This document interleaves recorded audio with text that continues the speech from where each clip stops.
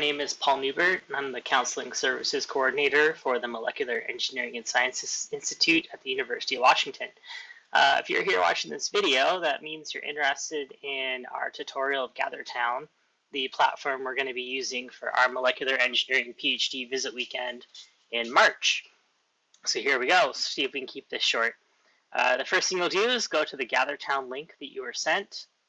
It should bring you to a page that looks like what you're seeing right now, where it asks you your name, which camera you'd like to use, and which microphone you'd like to use. If you happen to have an external speaker set, you may have a third option that asks you to identify which speakers you'd like the sound to come out of. But for most people, probably just a webcam and a microphone speaker combination headset like I'm wearing.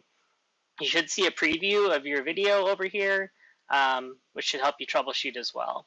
Type in your name, what you'd like to be called while you're in GatherTown, and hit join the gathering. Here we go. There is a tutorial. I hit skip.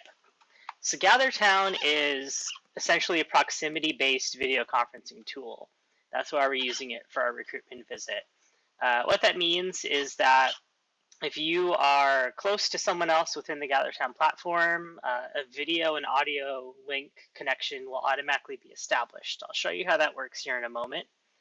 The main keys you use to get around are up, down, left, and right on your keyboard, your arrow keys. So it's kind of like an old school video game. You can go up, down, left, and right.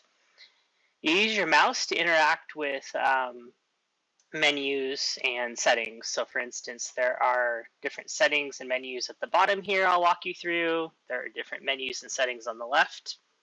There's the chat feature, an attendees feature, etc., etc. But you're going to find yourself using the arrow keys on your keyboard for the most part to go left, right, up, and down. So first things first, let's show you how you can interact with other people. I'm going to walk over here. I'm going over to the right. You can see there's three kind of ghost-looking people, Okapi, Lucy, and MolE. So those are the three other people that are currently logged into the GatherTown platform. Since I'm still kind of far away from them, I can't see or hear what they're saying or showing on their cameras. But you'll notice as I get closer in proximity, automatically the video will engage. So here we go. We have my kindergartner, MolE, who's up there waving right now. We have Minecraft Pig, and we have Okapi. Let's see if we can unmute MolE and talk to her. Oh, that made her big. That wasn't what I was trying to do, but I guess that works as well. Let's see what we can do here. Hey, MolE, can you unmute yourself? Yeah. Say hi to everybody. Hi. Awesome. Okay, you can mute yourself again. Okay, so what MolE was showing you is that you can mute and unmute yourself. Your video will always be in the lower right-hand corner. You can see me down here waving at you right now. I can just click the microphone to mute or unmute myself. I can click the video to turn on and off my video camera.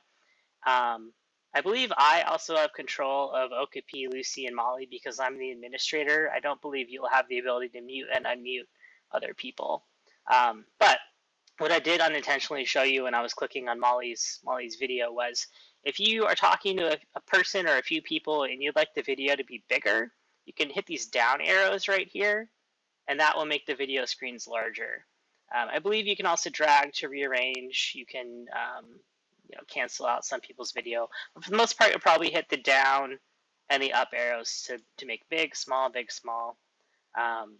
if you want to get a better picture of what people are doing.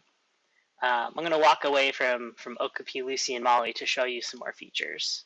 So you see, as soon as I walk away from them, the video and audio automatically ends. If I walked back to them, it'll automatically establish again. So that's how the proximity-based video conferencing works. Okay, so now I want to show you different features. So this is the attendee list over here. Like we were saying, we have Lucy, MolE, Okapi, and Paul. If there were 40, 50, 60 people and this list was long, you can always search for people. So I could say Okapi or OK, and it will kind of live filter the attendee list. The reason you might want to do that is you can click on any of these attendees. So say Lucy. I can send Lucy a message, a chat message here. I can say hello. You'll see that opened the chat box down here. So it says, to Lucy, hello. If we were looking at Lucy's screen, she would have received that chat. To get back to the attendee list, you click on these little people where it says 4 for 4 attendees. There you are again. Clicking back on Lucy again, I can say locate on map. That will actually make a breadcrumb trail, as you can see, this kind of yellowy mustard colored trail. No matter where I am, no matter where I go, that's basically a path connecting us. So I'm going the wrong direction now, obviously. But if I follow this path and say, okay, right, up, right, up, right, up, right, up, right, lo and behold, there we are. Not only did we find Lucy, but we found Okapi and MolE, because they're still hanging out within proximity of each other as well. You can hit stop locating to stop locating somebody, and that path should go away. I'm going to run away again, away from the group, to show you another feature. If you are supposed to meet with somebody and you can't find them, maybe you're running late for a meeting, and you're just really stressed out, you want to get to somebody ASAP, you can click on their name in the attendee list. Instead of saying locate, you can click follow. Follow is going to automatically drive you to that person. So you don't have to use your keyboard, you don't use your mouse, you just say follow, and it's like autopilot. So let's try it. Let's say we want to autopilot to Lucy. So there we go. I'm not touching anything. It's automatically walking me back to where Lucy is right now. And there we go. 3 videos back on. MolE's waving again. Hopefully she doesn't get too frustrated with me showing up and walking away so many times over and over again. So walking away again. What else is there to tell you about this? All of these seating areas are set as private areas, and what that means is that if you want to have a more private conversation where someone can't just walk within proximity of you and suddenly see your audio and video, maybe you're having a meeting with a faculty member, a current student, a buddy from our buddy system that we set up, or even another attendee, you can go sit in these chairs. So if you navigate over here, you'll see it says, you have entered a private space. What that means is that only other people within that same private space can see and hear you. So let's say, MolE or Lucy want to talk to me. They could navigate down and sit in one of these chairs, and then we would be able to see and hear each other. If right now, since I'm sitting in this chair, if Lucy, MolE, or Okapi, even if they came and stood right next to me or right in front of me, it would not activate the audio or video, and there'd be no way for them to activate the audio and video. So this is kind of like a personal bubble. That applies to almost all of these groupings of chairs. If you come over to these chairs, it's the same. There's some couches. So if I go up here to this couch, it'll say you've entered a private space. I'll show you how that works. I'll take over Okapi's controls. So you can see that even though, I got a little too close. So even from here, Okapi is not in the private space. So Okapi has to either come right next to the couch or on the couch with me. So we do have it set that if Okapi goes here, it activates. But for the most part, we would expect it to be more like this, where Okapi has to come sit on the couch with me to talk. That's convenient if you want to have a private conversation. So that was the attendee list, how you can locate people, how you can follow them, you can message them. There is this chat feature here. If you click this, you can send messages to people.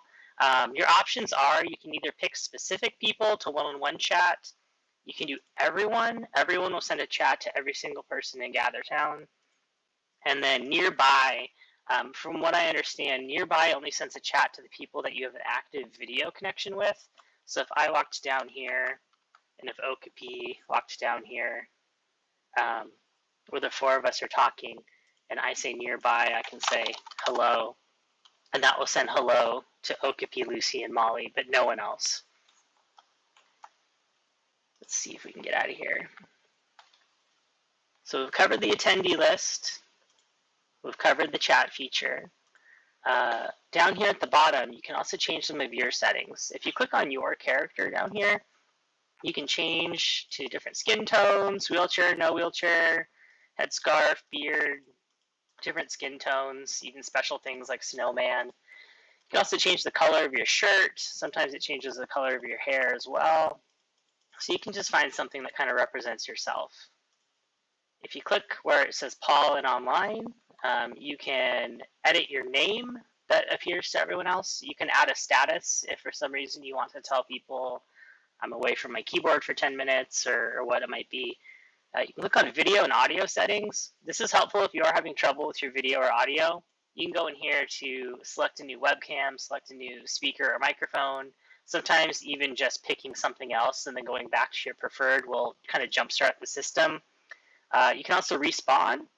This fixes a lot of problems too. If you're having, it's glitchy, it's choppy, your audio's cutting in and out, your video's cutting in and out, quite often if you hit respawn, that'll actually fix the problem.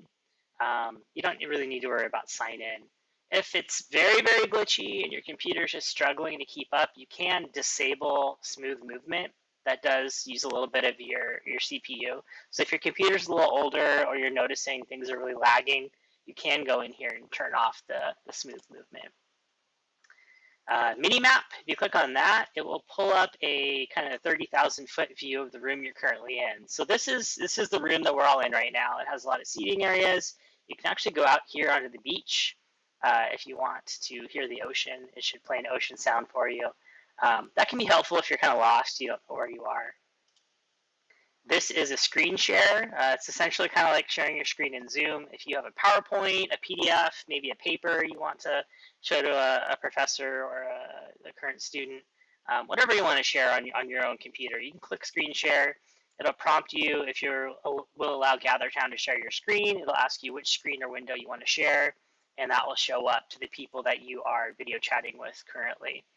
This is the raise hand feature. If you hit raise hand, you'll notice over here in the attendee list, it actually has a little hand symbol. I suggest you use that if you're having trouble and you want someone like me or another UW staff or faculty member on the administrative team to send you a chat or track you down and talk to you over video about what's going on. If you click it again, it'll unraise your hand. Last but not least, these are kind of statuses. Green check is what you want to have it on most of the time. This means you're available. It means your video and audio will connect if people walk close to you. Yellow disables some features, some video and some audio, depending on if you're tabbed into GatherTown or if you're in another window on your computer. And red kind of locks most things down. I suggest leaving a green check mark if you are expecting to interact with people.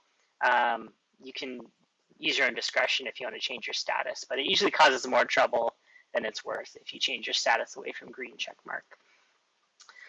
Beyond that, I want to show you the rooms we're going to be using. So this is kind of the main landing spot where most people will spawn or respawn when you first enter. Lots of seating areas, lots of opportunity for finding a quiet spot to talk to people or just take a break. That being said, we do have 4 other rooms. I'm going to walk you through all of them.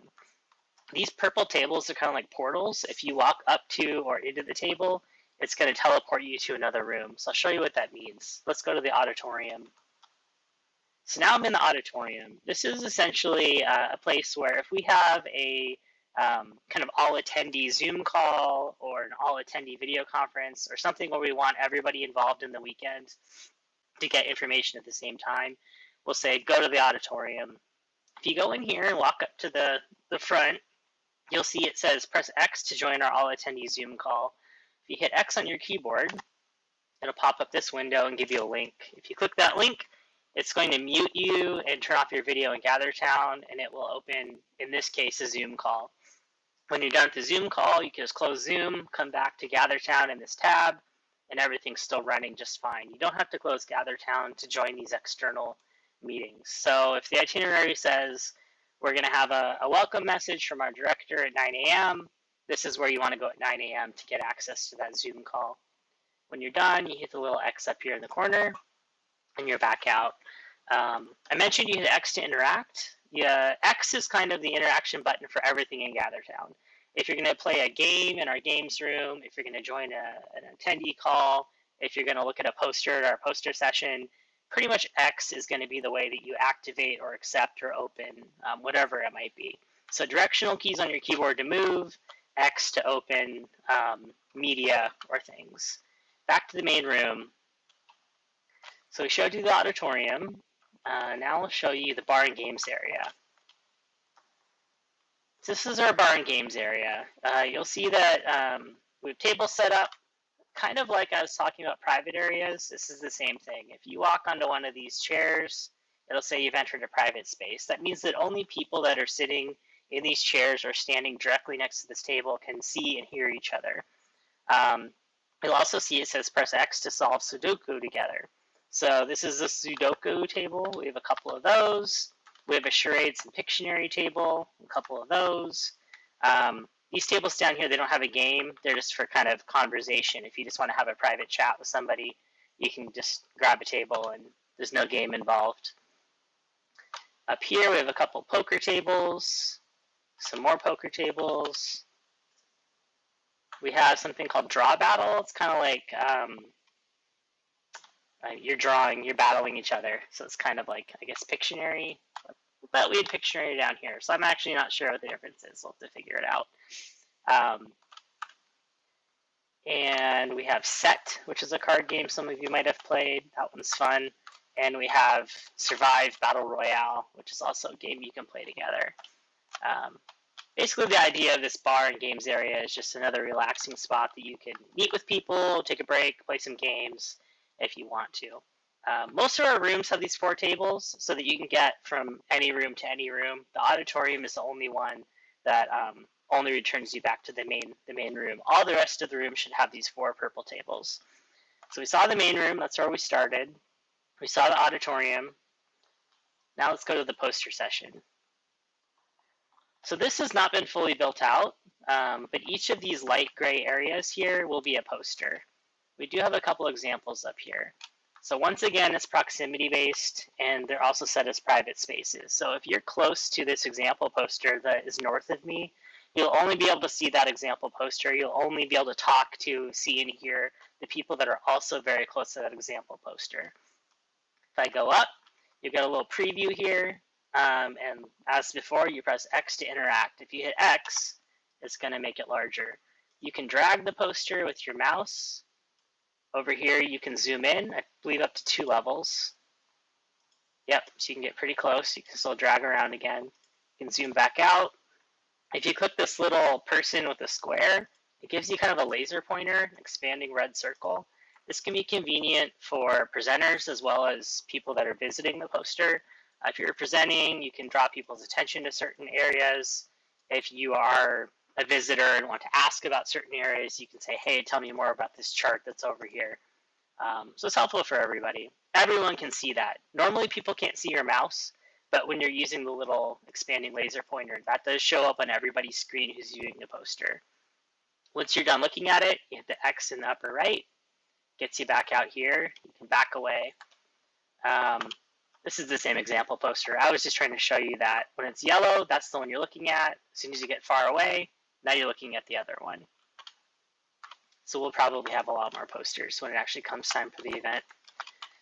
Okay, so we've seen the bar and games area, we've seen the auditorium, we've seen the main room. So now we have our interviews, which is probably where you'll spend most of your time, whether you're a visiting student or if you're current UW faculty speaking with our visiting students.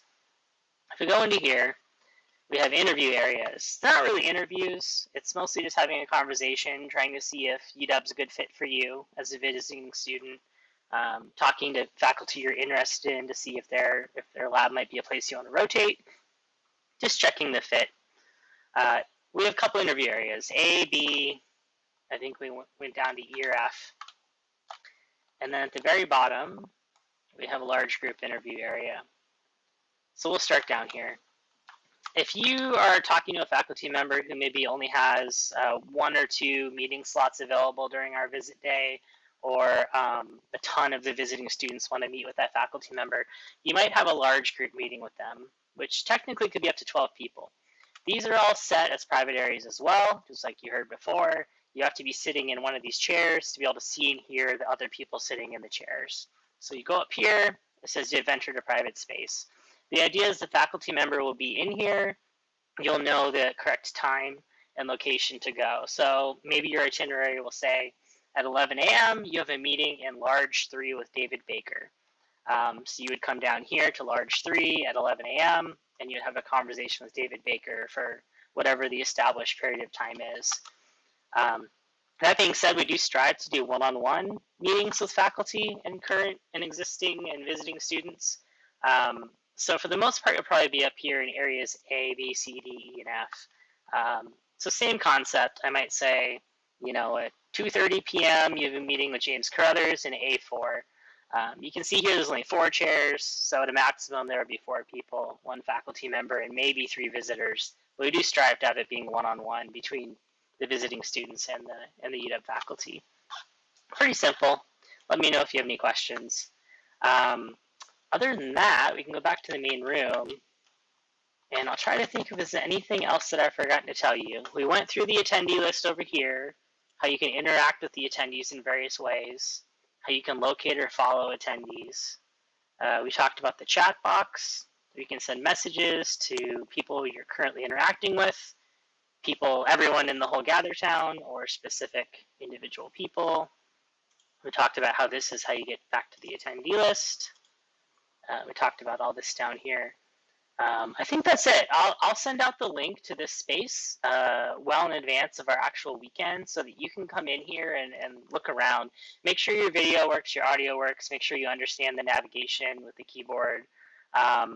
You can just kind of jump in and out of this Gather Town space in advance of the event and let me know if you run into any trouble or find any glitches in the system.